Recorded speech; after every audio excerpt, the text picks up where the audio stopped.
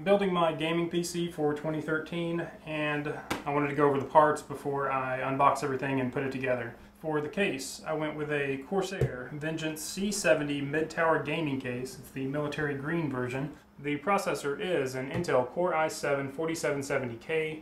For storage, I went with a Samsung 840 series 500GB SSD. For memory, I went with Corsair Vengeance Pro series 32GB of 1600 MHz DDR3. That's 4 sticks of 8 GB each. The CPU cooler is the Zalman CNPS 9900 Max with a red LED on the fan. Because this case only comes with 3 fans, 2 in the front, 1 in the back above the motherboard, I wanted to add 2 to the side and 2 to the top. So I got these Corsair AF120 Performance Edition. This is a twin pack and I got 2 twin packs.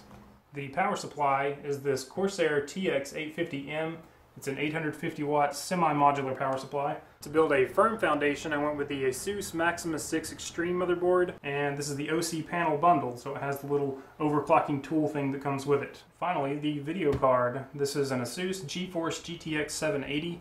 You can overclock these to match Titan performance, and that's why I bought it. It's much cheaper than Titan, and I can get the same performance. Why not get this? Optical drives are obsolete, so I'm going to install Windows with a flash drive. It's much faster that way. This is a Corsair Vengeance C70 mid-tower gaming case, the military green version. It's pretty awesome. I'm going to open it up.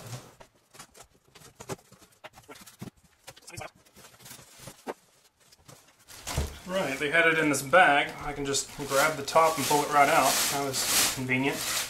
There is nothing in the box. Came with this stuff. I'll open it up right quick. Warranty against defects. Stop, do not return this product to the store. And this is the quick start guide. Right, on the top, you've got these 2 handles. Except this flips back in place. These clips right here hold on the side panels. There's space here for water cooling or just fans. I'm going to put fans there. On the back, here's where your power supply goes. Tons of PCI slots. One of the 3 fans that come with this case. It's got rubber around the screws to dampen the sound.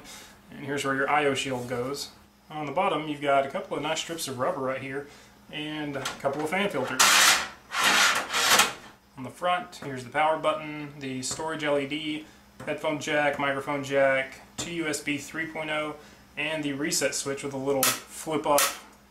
Awesome touch here, man. Like, that's the reset button. You have to like flip this thing up like it's the red button or something. But yeah, that is cool. Yeah, pretty much like an ammo box. So I pulled it out a little bit and then pulled. Inside, it's kind of off. There's that fan on the back. Here are the other 2 fans that come with this case. They're on this side of the drive cage, nothing on this side. You can add fans to that side if you want to. You could really probably just put these on that side, it doesn't matter, but yeah, they're still sucking in air, it's fine. These little flaps would hold it in an optical drive. Here are all the front panel connectors. Lots of holes for wiring, I like that. Let's see what's in this box. It's cool, it has little holes to hold it in. Right, this is a USB 3.0 to 2.0 converter. So you would put this on the end of this guy and plug that into USB 2.0 port. If you don't have a board that supports USB 3. Tie downs, not in a bag, and they're just kind of floating around in here. Lots of screws and stuff.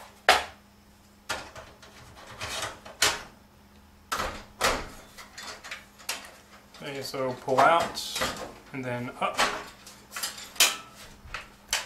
That's that side. Let's see where all the wiring goes straight up here. I like this. I like this a lot. There's a bulge on this side panel. It allows for, I guess, easier wiring.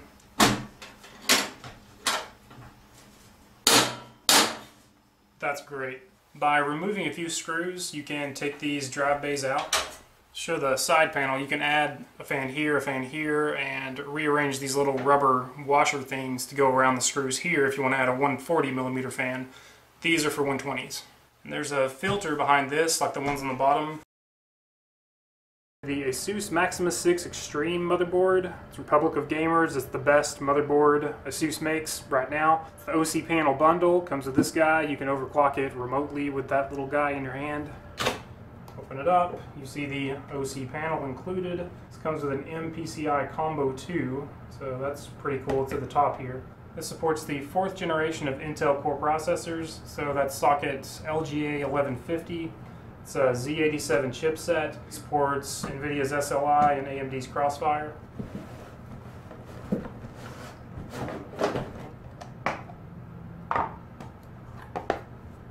Okay, much heavier than I was expecting. It looks kind of cheap, like just looking at pictures of it and stuff, but it feels kind of hefty. It doesn't feel nearly as cheap as it looked. Okay, and there's no no clicking or anything. It's kind of a tight turn, so it's going to stay in place, but yeah, it doesn't click into place or anything. I never saw a picture of these buttons up close, so that's what they look like. And these buttons here. This guy slides right off. A little too easily, I think. All kinds of stuff in there to do. These are for extreme overclocking people. Like, normal humans won't have to worry about any of this stuff. Let's slide that back on. The bottom, that looks like some kind of a data interface similar to USB 3 and SATA power. Well, rip that right off. When you're trying to set it up as a stand, push in and pull up. That thing came right off. There's a rubber on the bottom, just ripped it right off. Yeah, that feels kind of cheap. This rubber's coming right off too. Yeah, it kind of is cheap. It feels heavy, but this is kind of cheap. But whatever, this is going to be in my case, and so I will only be seeing this part through a 5 1/4 bay. I'll go over that stuff in a minute. Let's see what's inside. Here's the user guide and a disk of drivers. Here's the I/O shield.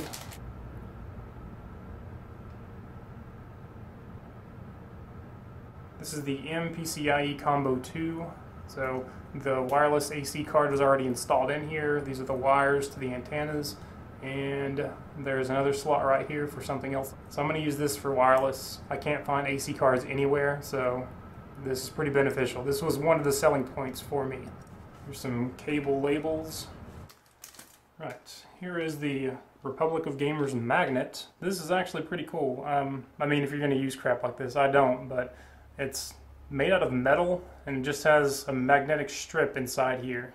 If you want to mount the OC panel in a drive bay, this is what you use. Slide it up in there and that's what it looks like. On the top here, you can see where you screw in to hold it in place. Some screws. This is the Wi-Fi antenna, so you just turn this, set it up somewhere. You need to plug these gold guys into this MPCIe 2 combo thing. So screw it in right there and stick this somewhere where it's not obstructed.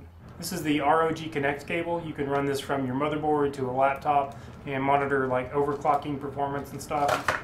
Or you can use this, which is the ROG EXT cable. This goes to the OC panel. So I'm going to use this. The OC panel kind of eliminates the use of that.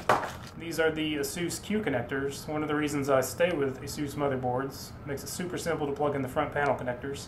If you want to use 2 NVIDIA cards, you would use this SLI cable. If you want to use 3 NVIDIA cards, use this 3-way SLI or 4-way SLI. And here's the AMD Crossfire cable. Here are 10 SATA 6 cables, and there are 10 ports on the board, so you're covered there. For the actual board, here's the Intel socket 1150. There are 4 slots for RAM. You can put up to 32 gigabytes, and it's overclockable up to 2800 megahertz. That's insane. Here's the main power connector. Here's the CPU power connector, and you can plug in an additional PCI Express power here and here to provide extra juice if you're going to overclock like crazy. If you don't overclock, you don't have to use those things. So, like extreme overclocking, even like a mild overclock, you just need the main and the CPU power. It's fine. USB 3.0, USB 2.0s, front panel connectors. There's the ROG EXT, that's for the OC panel, fan connector, HD audio, This board has 5 PCI Express 3.0/2.0 expansion slots. Here's a by 4. This is where you would plug in the MPCIe Combo 2. The back panel I/O, you've got the clear CMOS button, the ROG Connect button, the ROG Connect port. These are also USB 2.0 ports. USB 3.0 ports, 2 more USB 3.0 ports, LAN, optical audio, HDMI out, display port, PS2, 2 more USB 3.0s, and analog audio. On this side you have the 10 SATA 3 ports, SATA 6 gigabits per second. I'm going to install this MPCIe Combo 2 right here. There's a screw on the back. I want to unscrew this first and screw it in this screw hole right here to hold it in place. Alright, so I'm going to plug it in.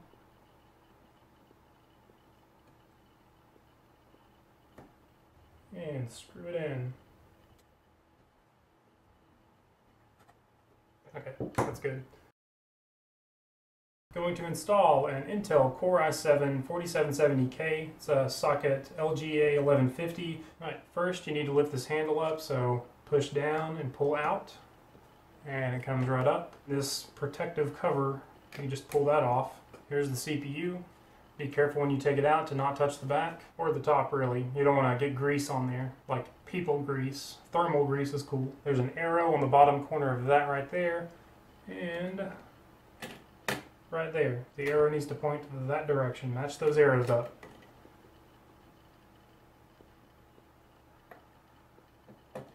Okay, and it just drops right down in there, and I can't move it. Push this down. You can pull this back and make sure this goes under this screw to hold it down. So slide it forward, and it feels like it's going to break, but it's not a problem. It's just holding it down. Push it down, slide it under there the same way you took it out, and that's it. CPU is installed. This is the cooler that comes with this processor. I'm not going to put it on here, but I'll show you how it works. So they already have the thermal paste on the bottom. Pull this off of here. Make sure this power cable can reach the CPU fan connector. You might need to turn this a different way. It doesn't really matter. This is symmetrical. You can unwrap this, but you start obstructing airflow if you have too many wires just hanging out everywhere. Once you set this in here, I'm not going to set it on there because, yeah, again, I'm not going to use this. You need to apply equal pressure to the opposite pins. So you would push down these two and then these two. When you push this through, it's going to expand the tip of this, turn this to lock them in place. So each of these little knobs turn to lock them in place. That's how you would install the stock cooler with this, but I'm not going to use that. I'm going to use an aftermarket cooler, which cools way better than these things. I've got this Corsair Vengeance Pro Series, 32 gigabytes of 1600 megahertz DDR3. That's 4 sticks of 8 gigabytes each. We're going to populate all of these slots. Alright. This is some pretty awesome looking RAM. Before opening this, you need to discharge yourself of any static. Static will kill this memory. So touch something metal. I've got a metal lamp thing over here. I'm going to touch that and I'm good. Nothing came out. Open it up. And this top part here, I think it's on just for looks. Like it's not going to provide any cooling benefit. It just looks cool, which it does. It looks cool. With each memory generation, they change where this notch is located, so you can't put incompatible memory in a board. So for DDR3, I could put DDR2 or DDR1 sticks in this board. Line these notches up. It's off center, so you can't screw this up. So pull these out and start filling them up. You need to apply equal pressure on each side so it goes in evenly.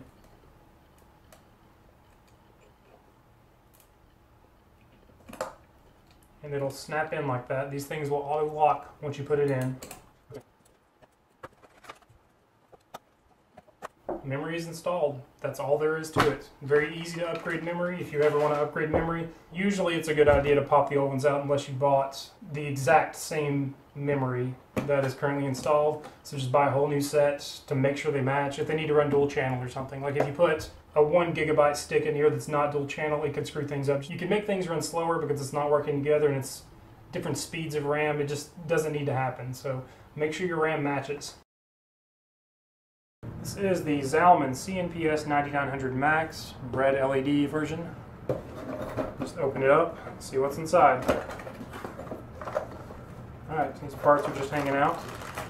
So this is the back plate. This is what you're going to put on the back of the board. There's the instructions, user manual, and the brackets. These are the Intel clips, and these are the AMD clips.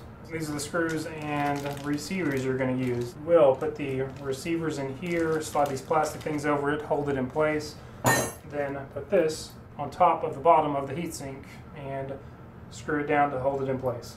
This is a long Allen wrench with kind of a rounded top, and it makes it really easy to install these coolers that have massive heads on them. These Intel brackets are compatible with socket 2011, 1366, 1156, 1155, 775s if you're getting really old, and the new 1150s. They haven't changed this in a very long time, so these are compatible. It goes way back. If you have an AMD processor, it's compatible with FM1, I'm assuming FM2, AM3+, AM3, AM2+, AM2, and probably 939s, because I think it's the same thing. Pull this out.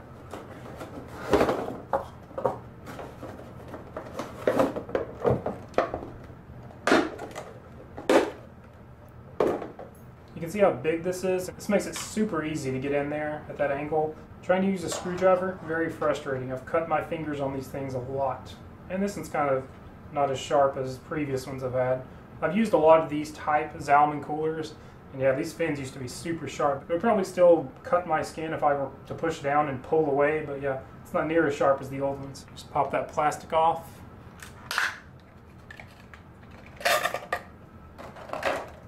And I'll give you an up-close view of that. This is really cool. I like the silver better than the copper-colored ones I've had before too. The airflow on these things goes from the small to the large, so you can see this one's a little smaller than this one. They didn't put any thermal paste on the bottom here, so you've got to do that yourself. Looks like it comes with a fan extender, comes with some super thermal grease. You need to make sure you're using the right screws for the right socket. So I consulted the manual here, and these thick ones are for socket 2011 only. These gold ones are for 1366. These silver ones over here are for everything else, so AMD and current Intel sockets. And I'll just get rid of the screws I'm not going to use. For socket 1150, you're going to use the diagonal arms and make sure the lip side is down. And put this nut through the middle hole. Then you slide this little guy over it to hold it in place. Snaps right in. So that one's done. I'll just finish them up.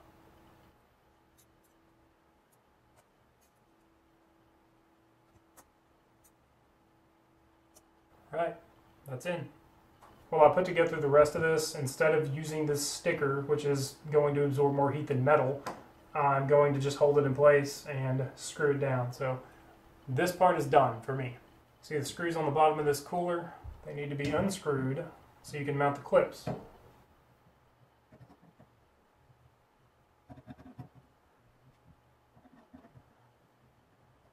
Put these clips to where the clips are going to face down, so the way I'm doing this upside down, they need to face up. Make sure they're aligned. There are extra holes on here, like these holes. You need to line those up with the extra holes on the side over here. So that'll kind of keep it where you want it. And screw it in.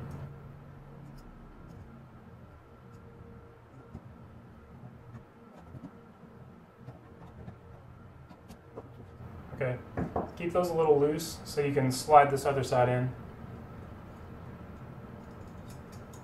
Okay, sure that's lined up, and it is.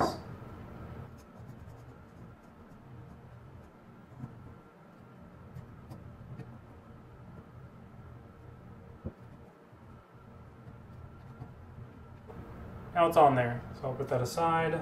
There are 4 holes in the motherboard right here. I'm going to put this behind that. Now it's through. It'll kind of stay in place. Again, these things will hold this in place, but you can see it's kind of holding itself in place right now, and I want to spread heat, not absorb it. Now they are sticking through. In most cases, and in the case of my case, air flows from the front to the back, so I want this fan to go from the front to the back. Alright, this is just the thermal grease that came with this cooler. Put some in the middle here.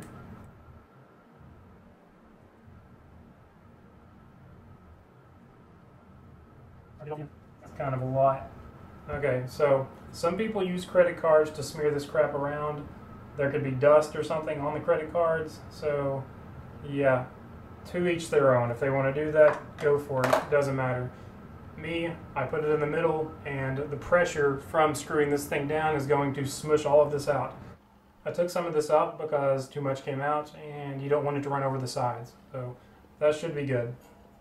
So I'm editing this video now, and I just noticed that I installed the cooler backwards. Instead of the fan sucking air from the front, blowing it to the back, it's doing the opposite. So I've since remedied that. I guess it's a testament to how good that cooler is, because I've been running this thing for a month backwards, and I didn't even know it. And I'm overclocking like crazy. It's running at 4.4 gigahertz right now. So yeah, and I overclocked the memory, overclocked the video card. Zero issues. So yeah, anyway, what you're about to see is backwards, so whatever. Try to set it down evenly over those screw holes. For these clips, the Intel section has different screw holes here, so I want to put it on the middle one.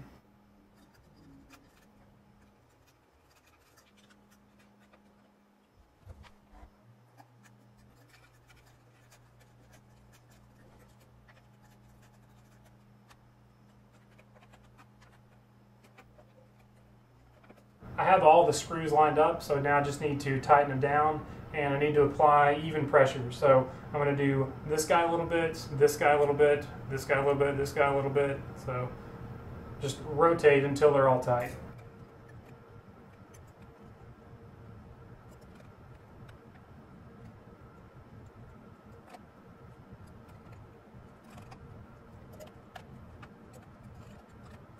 All right.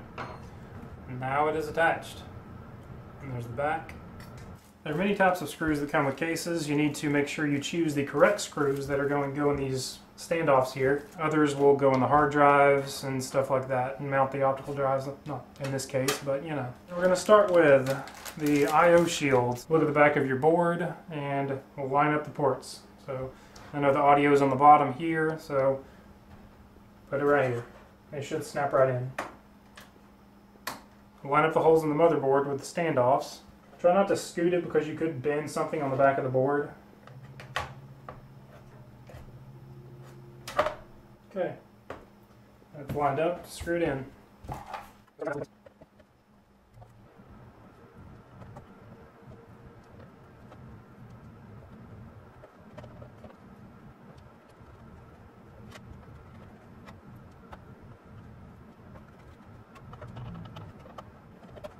All those are screwed in. Right here, there's no place to screw in. They just like put a peg there, I guess, to hold the board in place. So yeah, you can't screw it in there. Normally that would be a screw hole.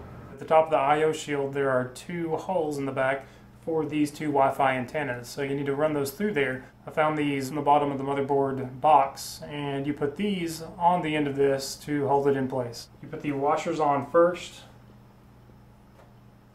and then push them through these holes. I noticed after trying to put these through that you have to punch the holes out first. So there's a little metal shielding over it to, I guess, if you don't want to use these for some reason, then it would look nice. But I want to use them, so I'm going to plug this in.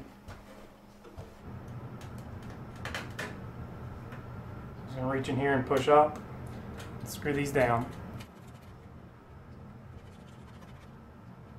Alright, so that's as tight as my fingers can get them. Should be good enough. Now I can screw these guys into this. It doesn't matter which goes where, and you're good. Huh, it's got a magnet on it. So I could stick it at the top of this case. That's nice. I'm going to connect all the front panel connectors to the motherboard, and I'm going to start with this ASUS Q connector. Usually makes it super easy, but on this one I'm not sure. Normally there is a colored wire and a white wire or black wire, and yeah, these are all black. Okay, PLED, this says power LED. There is a positive and negative label, so that makes it convenient. So plug the positive in the positive, negative in the negative. Good there. Hard drive LED. Gonna plug that in this side, like so. reset switch right there, power switch right there. Okay, normally these would go straight in the board and you would have to like figure out where each of these go. This was pretty easy. I'm just going to plug it straight in now, so make sure it's lined up correctly. Alright, this is the way it lines up. Plug it in that way. Put the power LEDs on top, the rest of them are on the bottom. And you're good there. This HD audio plugs in down here. There's a 1 pin missing right here. Make sure it lines up correctly so you don't bend any pins. Okay, and USB 3. There's a notch at the top here so you can't put it in backwards. So line it up with the notch.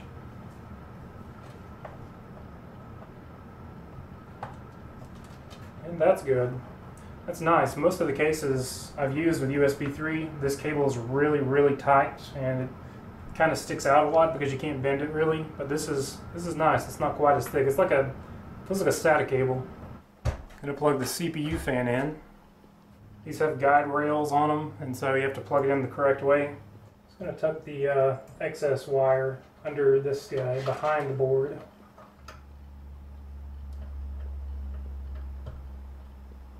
Okay, CPU fan is plugged in. This is a Corsair Air Series AF120 Performance Edition 120mm case fan. And I guess that's what it's going to look like. Or what they are going to look like. Twin pack, meaning there's 2 in here.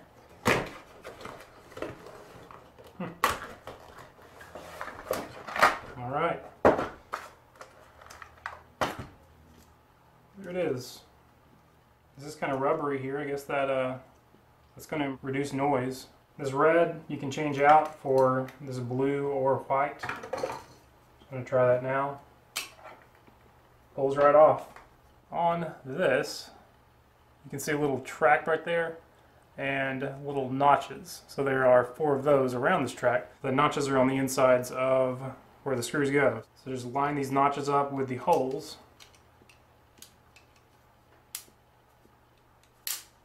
Snaps right in. On the bottom here, it's a 3-pin connector. What else is in the box? A brochure for Corsair products. And stop. Don't return this to the store. Inside the bag of screws, there was this thing. It looks like some kind of an extender. It's got like something in the middle here. It looks like a fuse, or feels like a fuse or something. This board comes with a ton of these connectors. I'm kind of lucky because I'm using every one of them. I already plugged in some of these fans, well, the ones that are installed, so this one, the CPU fan, and these 2. This guy I plugged in right here. The CPU I plugged in right here. This guy right here. This guy right here. And I'm going to have 2 on the window. And there's a fan port right there, fan port right there. Those will be on the window, so that's fine. The top, there is a place right here and one right here. I checked the length and that's going to work out fine. It's super simple to install these fans. Hold this up to the holes and screw through. That's it. Something to note, the screws that come with the fans that you would normally use to install them into the case, the heads are too small. They go right through this rubber. So I used the screws that came with the case. It's all good now. Also with these fans, the side of the bars, that's where the air is going through. So it's going to suck it in on the color side and blow it out the side of the bars. So I'm going to install it this way to suck that hot air out.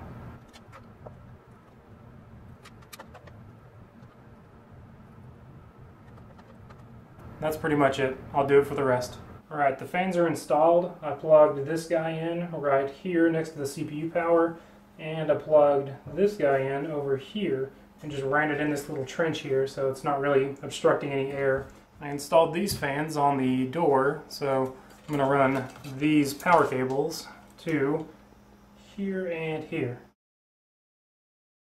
To install the OC panel, I'm going to bend this guy up, slide it in here, drop the screws in. Right, to take these bay covers out, I'll reach in here. There's just a little metal flap you can pull. Comes right out. So these are just against the side. I just pulled on it, came right out. Now I'll slide this guy in. Okay, nope. Should have clicked in. Ah, okay, I see what's going on. So normally this would hold the drive in place, but this is short. Nothing is here to grab onto, so I have to screw in these two screws right here. Check the other side.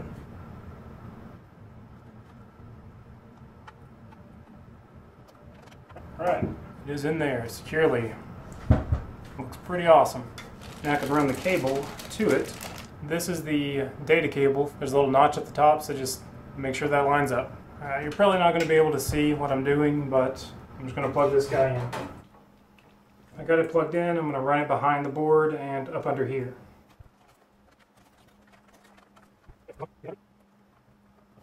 Okay. Going to install the Samsung 840 series 500 gigabyte SSD. The version that I bought only comes with the drive and some paperwork, because you can order these things with converter cages that would fit in a normal 3.5-inch bay, but I knew that this case supported SSDs natively, so I'll just screw it in and it's all good. You can install this any way you want. You could make the cables come out this way, you can make the cables come out that way, go through this little space here and run behind. However you want to do it, it doesn't matter. I'm just going to make it look clean and do it this way. Cables come out the back and go back here behind here.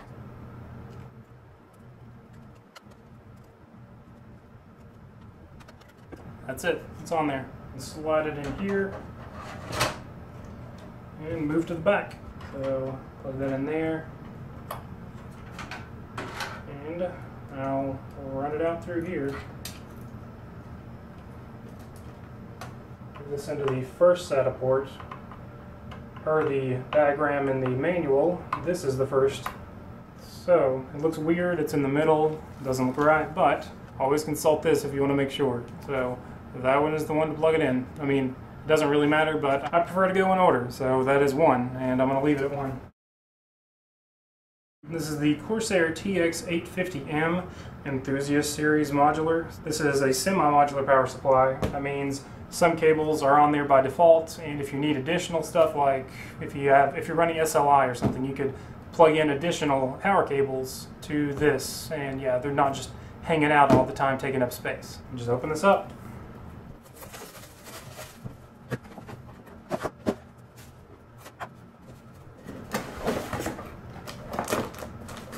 Okay, warranty, important safety stuff. And here are the modular cables, some tie downs, the wall cable, and pull it out of this snazzy bag here. Some silica, do not eat. Here is the main 24-pin connector, PCIe, CPU, PCIe, SATA, and Molex. Open up this bag and see what else you can do.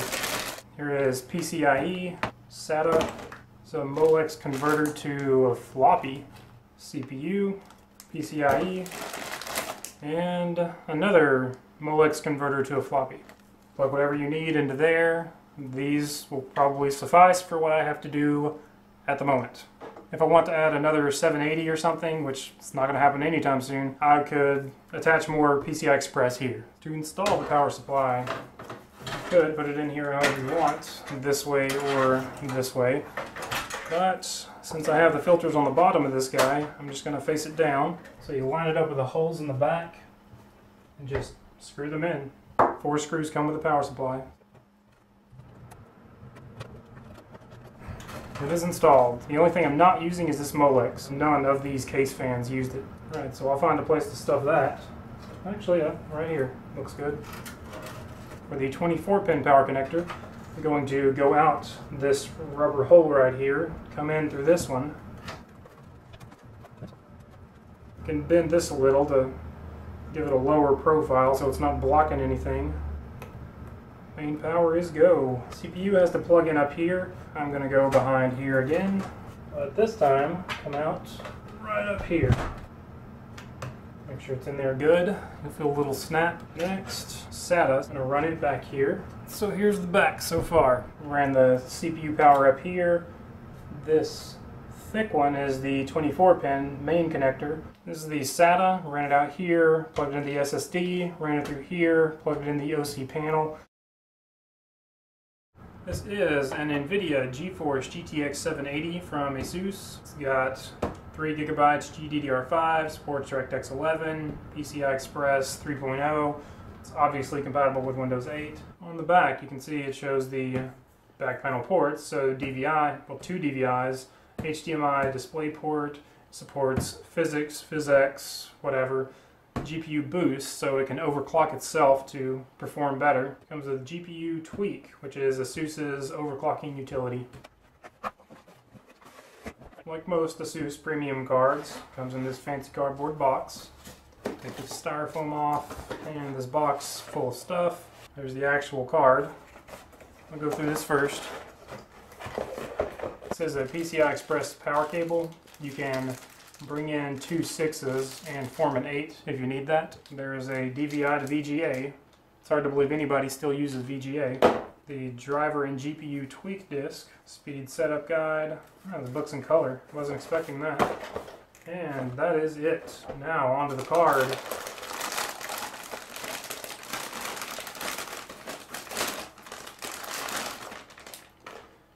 This guy is beautiful. Right, on the back here you've got 2 DVIs as indicated on the back of this box, and DisplayPort, HDMI. Supposedly this fan is much quieter than its predecessors, so that's pretty cool. Like the way it spins up like slowly instead of just revving up.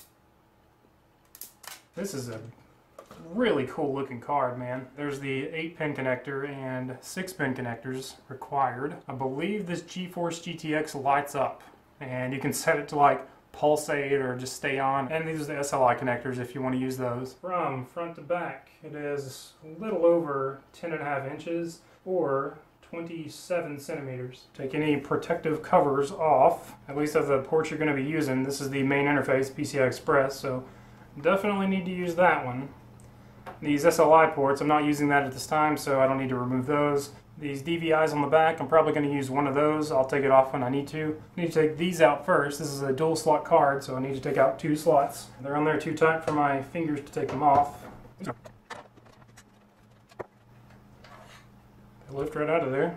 Some of them are stuck. Some will be like metal plate, like on cheaper cases. Sometimes they're like metal pieces that you have to bend and break off, but on nicer cases they're just going to slide right out. I'm going to use the top slot here. Okay, screw back in these screws.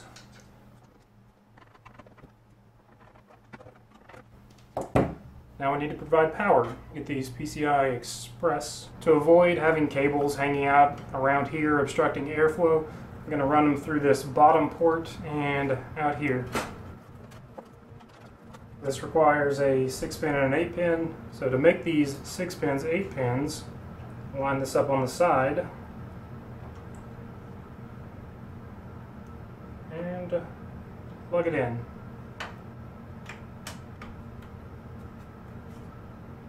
They are kind of in the way of this fan. I'm going to try to move them out of the way of the fan as much as I can. Now I will reattach the sides.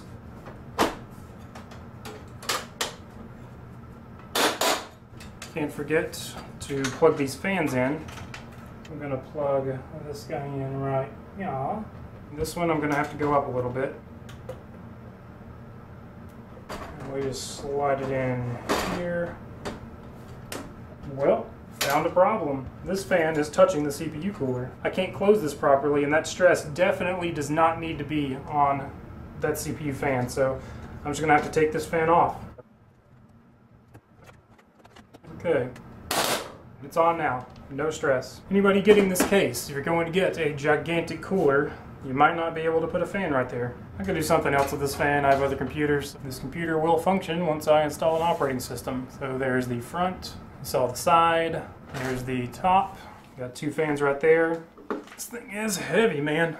Jeez. The 2 wireless antennas, I'll go ahead and hook those up. Take this plastic stuff off. I noticed one of these inside on the motherboard on some ASUS logo.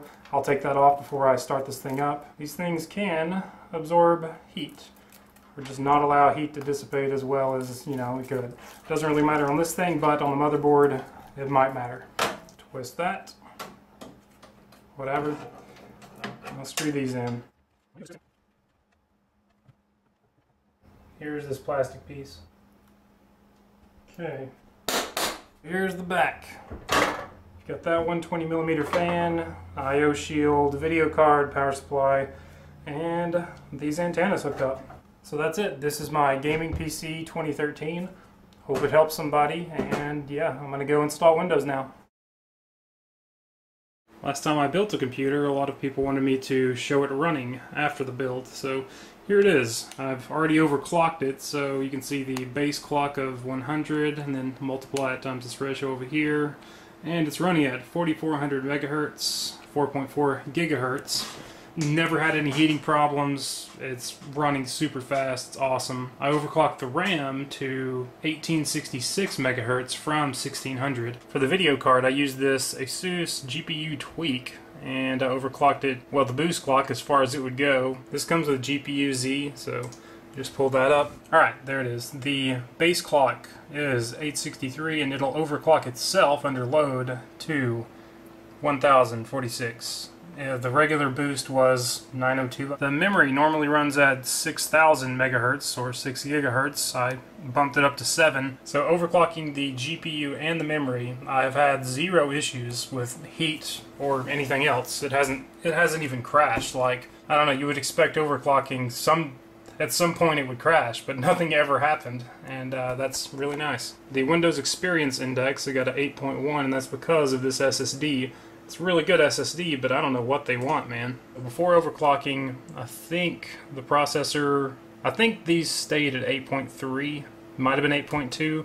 The video card was 8.2 for graphics and gaming graphics. Hard disk never changed. I ran 3D Mark, Firestrike, got a score of 9677. That's pretty cool. Better than 91% of all results. So here is high-end gaming PC, and there's my score. That's pretty fun. Here are the numbers where I overclocked. So CPU overclocked 3.5 to 4.4, RAM overclocked from 1600 to 1866, GPU overclocked from 863 to 1046, GPU memory overclocked from 6008 to 7008. I'll go into the UEFI after this and just show you what I did to overclock it. It's super simple. I didn't add any crazy colored fans or anything because, I don't know, I guess I'm over it, at least for right now. This is a Corsair TX950W. It's a 950 watt power supply, non-modular, so you've got a bunch of extra cables. But I just tied the cables up over here. I came in here after setting everything up, installing Windows, and the PC was just off. I couldn't get it to come back on. So the power supply had just crapped out, and I sent it back to Newegg. They RMA'd it, no problem. I had this guy sitting around. It's not modular, but I've got plenty of room in this case for cable management, so it's fine. And this is everything running. It's pretty awesome. I like this a lot. Other than the lights coming off of this board telling me temperatures and stuff like that. This GeForce GTX lights up green, and this guy has a red LED on it, the fan on the CPU cooler. The rest are just lights from the board here. There's the window fan. You've got these other two fans up here. There's this Wi-Fi antenna. It has a magnet, it just sticks to the side here. So far it's been really great. This is the AC antenna. It's supposed to be super fast. I have an AC router. Yeah, it's kind of unbelievable how fast this thing can go. There is the back with everything plugged in. Lots of USB cables. If you didn't know, with Windows 8, at least for right now, go to the side and power. You can shut down from there. So I'll just restart because I'm going to go into the UEFI. With ASUS motherboards, you can tab delete as it's starting up, and like right now, the screen is blank. I'm just tapping, waiting on it to come up. These SSDs are so fast that you can't catch it sometimes. Alright, see, there, delete. Okay, we're here. Target CPU turbo mode speed, 4400 megahertz. DRAM is 1866. To do this, all I did was CPU level up. It's probably on auto to begin with, but yeah, I chose 4.4 just because, I don't know, I don't need 4.6 and 4.2, who cares, whatever. It's just 4.4 seemed good, I did it, it's stable, so that's what matters. And this DDR3, all I did, memory frequency, I just clicked on this, gave me a bunch of options, and like this RAM is supposed to run at 1600 megahertz. It didn't say it was safe for 1866, but I know with these Haswell processors it can handle much higher memory bandwidth, so I just decided to try it, and yeah, it's completely stable at 1866. But whatever, be careful. When I've had problems in the past overclocking, it has been because of the memory. So this is my gaming PC for 2013. And probably a couple of years after that, because it's a beast and I'm not running into any problems. I'm running Crysis 3, like super smooth max settings. Been playing more Marvel Heroes than anything, and so I've noticed when a lot of crap gets on the screen it kind of lags on that, but since I'm running Crysis 3 at like super speeds, that's probably just on their end, like server information trying to update, killing all these mobs and stuff. Yeah, Crysis Battlefield 3, I'm running, this monitor is 1920 by 1200, and running everything at max, like super ultra settings, whatever the highest settings are, at max resolution. And yeah, this guy is a dream. And that's it.